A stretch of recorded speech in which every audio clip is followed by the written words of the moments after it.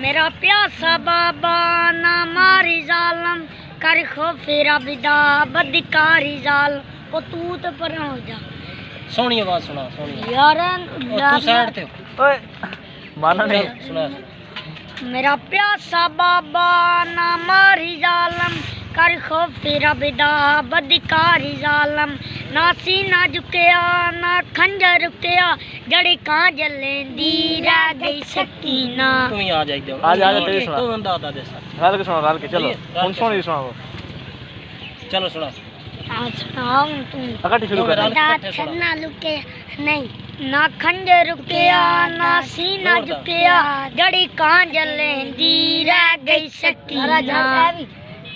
जरा जान ओ जरा जाले जल दे आजान किबा कपो हक पफी कुआं मन दे ठीक है बस